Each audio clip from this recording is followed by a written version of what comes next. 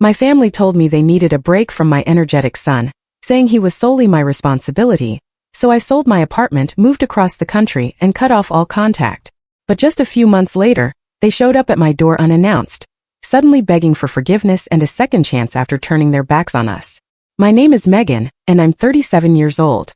My life hasn't exactly unfolded as planned, but I've managed to establish a secure foundation for myself and my son after my marriage dissolved. I can still recall the day I discovered those messages on Derek's phone. The shock, the betrayal, the hollow sensation in my stomach as I confronted him. He didn't even attempt to deny it. Our separation was surprisingly amicable, all things considered. Derek entirely relinquished our apartment to me, mortgage-free, thankfully, along with a significant portion of our savings. He also provides substantial child support for our son, Ethan. Between that and my position at a marketing agency, we managed financially without issue. Ethan is now 6 and began first grade this year. He's an energetic child, always running, leaping, and asking questions. Sometimes I observe him and catch glimpses of Derek, especially in his smile. Yet mostly I see a bright young boy who deserves everything. "Mom, can I have dinosaur nuggets for dinner?" Ethan inquired, tugging at my sleeve while I checked my email.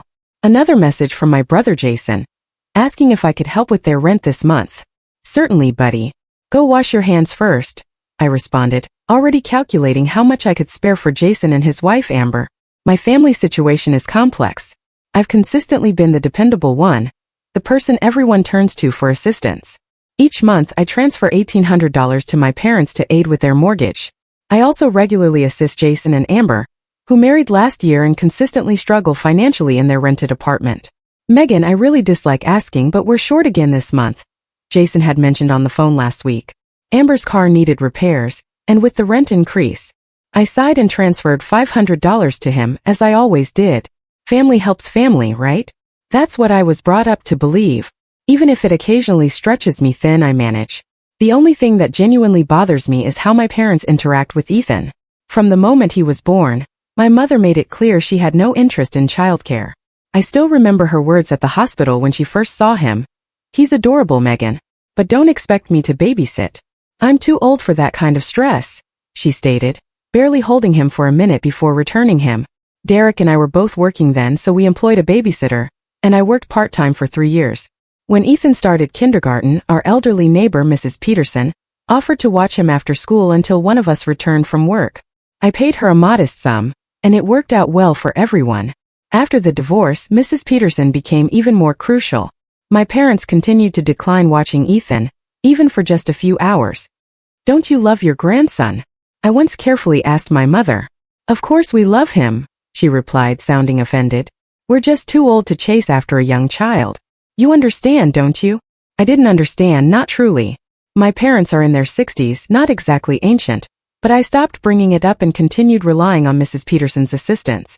As Mother's Day approached this year, I purchased a lovely scarf for my mom, and Ethan crafted her a colorful handmade card. We planned to attend the family dinner at my parents' house, and Ethan was eager to present his grandmother with his gift. "Do you think Grandma will like my card?" he asked, carefully adding more glitter to it. "She'll adore it, honey," I assured him, though a part of me wondered if she would. The day before Mother's Day, my phone rang. It was my mom. "Megan dear, about tomorrow," she began, her voice hesitant. "We'll be there around 4. Is that okay?" There was a pause. "Well, that's the thing. I was hoping it might be better if Ethan didn't come." I felt as if I'd been struck. "Why not? He's just so active, sweetie. He'll be bored with all the adults. And you know how he gets when he's bored, running around making noise. It's supposed to be a relaxing celebration." "Mom, he's 6. Yes, he's energetic, but he won't bother anyone.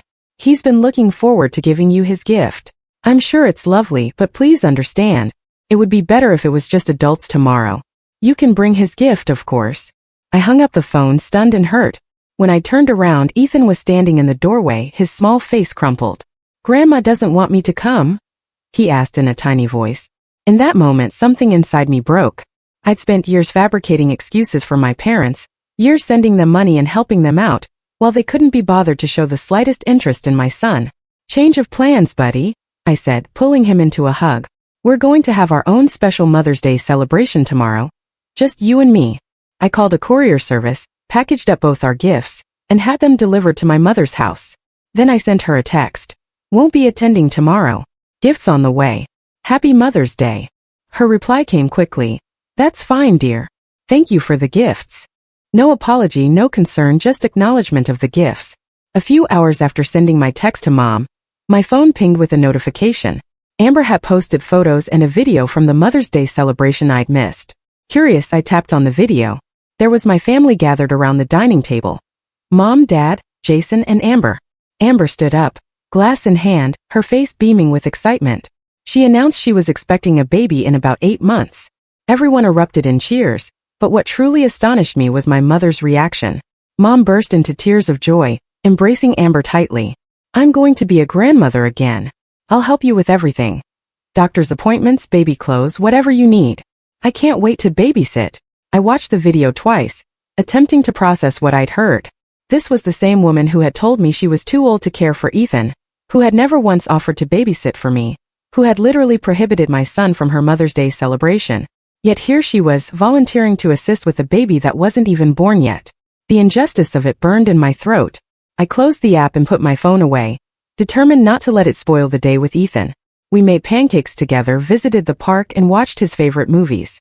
He didn't mention his grandmother again, and I was thankful for that small blessing. In the weeks that followed, I distanced myself from my parents without making a grand announcement about it. I still sent their monthly mortgage payment and helped Jason when he asked, but I devised excuses to avoid family gatherings. Nobody seemed to particularly notice my absence. They only contacted me when they required something. The property tax bill is higher this year, Mom would say, not even bothering with hello, or Jason would text, can you front us for the security deposit on a new apartment? We'll pay you back. I always came through, even though the constant requests were becoming increasingly burdensome. Summer transitioned into fall, and fall yielded to winter. Mrs. Peterson, my elderly neighbor who had been assisting with Ethan after school, announced she would be visiting her daughter for a month. I arranged with my boss to work half shifts so I could pick up Ethan myself. Then disaster struck. I was hurrying to a meeting one icy December morning when I slipped on some black ice outside my building. The pain was immediate and intense. A passing couple helped me, calling an ambulance when it became evident I couldn't stand. At the hospital, the doctor confirmed what I'd feared. A broken leg that would require a cast for at least 6 weeks. As I lay in the hospital bed, my thoughts immediately turned to Ethan. He was at school now, expecting me to pick him up in a few hours. With Mrs. Peterson away and me unable to drive, I had no choice but to call my parents. Mom, I need your help. I began explaining the situation. The silence on the other end of the line was telling. Finally, she responded with obvious reluctance. Have you called that neighbor of yours? She's out of town, Mom. I wouldn't ask if I had any other option. Ethan needs to be picked up from school at 3:15. After more sighing and grumbling, she agreed to pick him up and stay at my apartment until I returned home. The relief I felt was tempered by her clear annoyance. A friend drove me home from the hospital later that evening. I hobbled into my apartment on crutches to find Ethan playing a video game while my mother sat on the couch, scrolling through her phone with a displeased expression. Your son is very active, she said by way of greeting.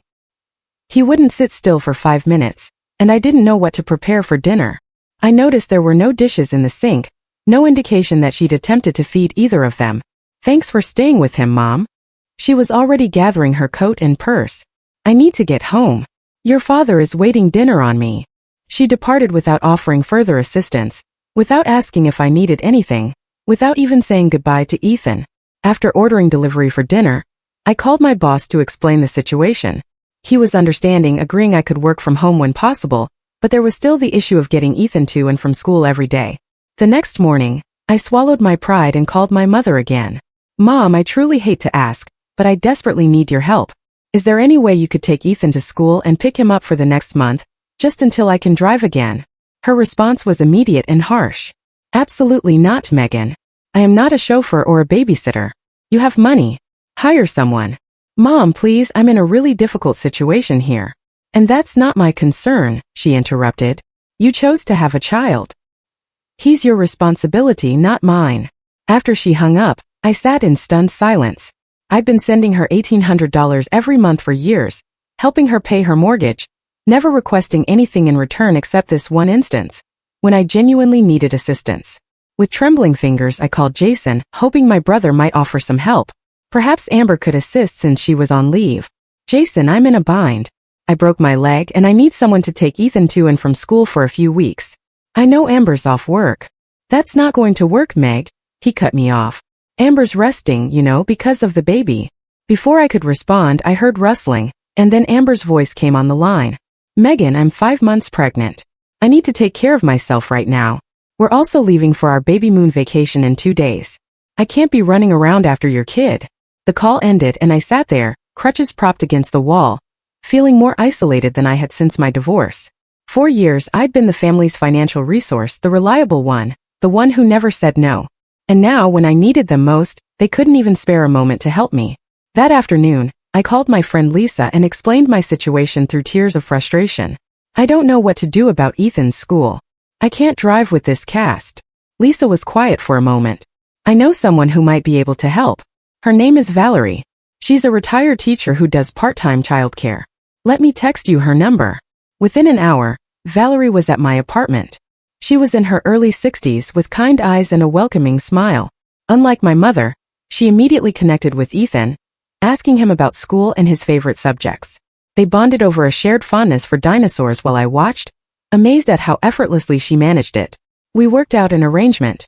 Valerie would take Ethan to school in the mornings and bring him home afterward. She'd stay with him until I finished my remote work for the day. The rate was steep, but I had little alternative.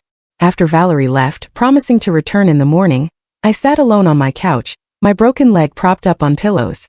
Something had shifted within me. 4 years, I'd operated on the belief that family should support family. I depleted my savings, stretched myself thin, all to sustain people who clearly didn't value me or my son. I reached for my phone and opened my banking app. With a few taps, I canceled the recurring $1,800 payment to my parents. Then I took a screenshot of the cancellation confirmation and sent it to my mother with a message. I will no longer be assisting with your mortgage payments. I also won't be providing any more financial aid to Jason and Amber. I've supported this family for years, and when I needed help for once, you all refused. This arrangement is over. I set my phone down, feeling both apprehensive and liberated. Within minutes it began ringing, my mother, then my father, then Jason. I ignored them all. The text messages started flowing in, each more desperate and angry than the last. Megan, what is wrong with you? Our mortgage payment is due next week, my mother wrote. I'm so disappointed in you. This is not how we raised you to behave, came my father's message. Jason was more direct. What the hell, Megan? You're really going to do this to your own family? Amber's message was the most revealing. We've had to cancel our vacation because of you. Do you know how much I needed this trip before the baby comes? I turned off my phone and went to bed early, emotionally drained but strangely at peace. For the first time in years, I was prioritizing myself and Ethan. The next few days settled into a new pattern. Valerie arrived each morning, cheerful and reliable. She took Ethan to school and brought him home, sometimes stopping for ice cream or a visit to the park. He seemed happier than I'd seen him in a long time, chattering about his day when I finished work. My family, meanwhile, intensified their campaign. I had dozens of missed calls and messages. I blocked their numbers, but they started calling from unfamiliar numbers. My father even contacted my workplace, but my boss, now aware of my situation, refused to connect him. A week passed, then two. The date of my parents' mortgage payment came and went. I felt a pang of guilt, quickly followed by resolve. They had options. They could downsize, get part-time jobs, or ask Jason to contribute for once. One afternoon, while I was on a video call for work, there was a loud pounding on my door. Ethan was at school with Valerie, so I muted my microphone and hobbled to check who it was. Through the peephole I saw my parents, Jason and Amber, standing in the hallway looking furious. Megan, open this door right now, my father shouted. We know you're in there. I stepped back, my heart racing. I'm not opening the door, I called through it. Please leave. You're being incredibly selfish, my mother hissed. We might lose our house because of you. And what about our baby? Amber chimed in, her voice dramatically cracking. Your own niece will grow up in poverty because you're being so heartless. I've supported this family for years, I replied, trying to keep my voice steady. I've sent you thousands of dollars every month while you couldn't even be bothered to look after Ethan for one afternoon. I'm done being used. Your son is difficult to handle, my mother snapped. He's too active, too demanding.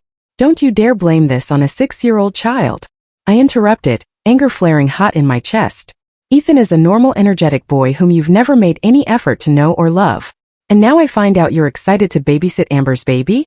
The hypocrisy is astounding. They continued shouting and pounding on the door until I threatened to call the police. Eventually they left, but not before promising this wasn't over. The harassment persisted. They created new email addresses when I blocked the old ones. They sent messages through mutual acquaintances. It was exhausting, and I began to wonder if I'd ever be free of them. The breaking point arrived a few weeks later. I was having lunch with my boss, Martin, and venting about the ongoing situation. "It's like they see me as nothing but an ATM," I said, picking at my salad. "I don't think they're ever going to stop." Martin was quiet for a moment, then leaned forward. "You know, we've been planning to open a branch office in Colorado. The team there needs someone with your experience to head up marketing. It would mean relocating, but it might be exactly what you and Ethan need right now. A fresh start." That night, after Ethan was asleep, I researched Boulder, Colorado. Beautiful mountains, outdoor activities, good schools, a vibrant community. The more I read, the more it felt like an escape hatch had opened up in the ceiling of my life. The next day, I contacted a realtor about selling my apartment. I decided to keep everything quiet. No announcements, no goodbyes to my family. As my leg healed and the cast came off, I focused on preparing for our new life. The apartment sold quickly above asking price. I arranged for movers, enrolled Ethan in his new school, and found a temporary rental in Boulder until we could purchase a place. 6 weeks after Martin's offer, Ethan and I boarded a plane to Colorado, leaving behind the only city he'd ever known.